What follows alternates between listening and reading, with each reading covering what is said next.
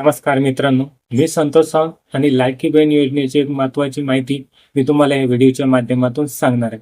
कारण खूप साऱ्या लाडक्या बहिणींच्या कमेंट आलेल्या आहे की लाडकी बहीण योजनेची केवायसी करून सुद्धा आम्हाला लाडकी बहीण योजनेचा लाभ मिळत नाही, पैसे येत नाही.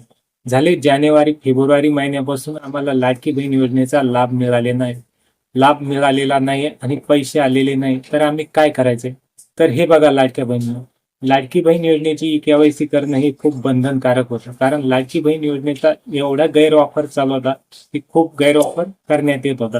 तर तो गैरवापर कुठेतरी थांबण्यासाठी, कुठेतरी टाळण्यासाठी ही लाडकी बहीण योजनेची केवायसी करणं बंधनकारक होतं.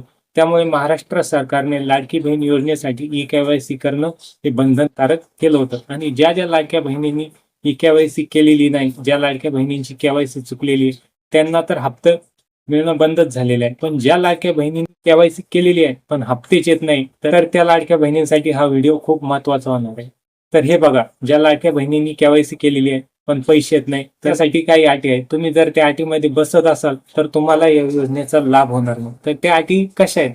ज्या महिलाच्या कुटुंबामध्ये वार्षिक उत्पन्न हे 2.5 लाखापेक्षा जास्त आहे, म्हणजे तुमच्या घरामध्ये जर तुमचं वर्षाचं जे इन्कम आहे, म्हणजे तुम्ही वर्षाला जर 2.5 लाखापेक्षा जास्त पैसे जर कमवत असाल तर तुम्हाला या योजनेचा लाभ होणार नाही.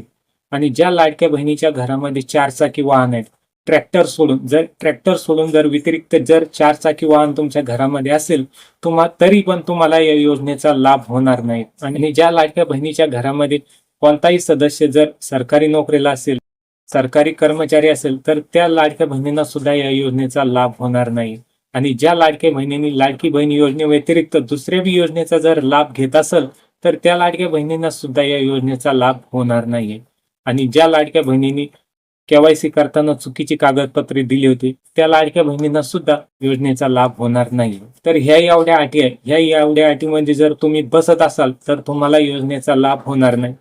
जरी तुम्ही केवायसी केलेली असेल तर तुमची केवायसी करण्याचा काही फायदा नाही. आणि तुम्ही जर या अटीमध्ये नसाल, तुमच्याकडे हे सर्व काही नसेल, तरी पण तुम्हाला हप्ता येत नाही, केवायसी केली आहे तरी हप्ता येत नाही, तर तुम्ही तुमचे कागदपत्र घेऊन तुमच्या जवळच्या अंगणवाडी सेविकाकडे जाऊन तुमचे कागदपत्र जमा करायचे आहे आणि पुन्हा एकदा ऑफलाईन पद्धतीने केवायसी करून घ्यायची आहे. आणि असेच कामाचे व्हिडिओ बघण्यासाठी या व्हिडिओला लाईक आणि चॅनलला सबस्क्राईब करून नक्की ठेवायचं. जय हिंद, जय महाराष्ट्र.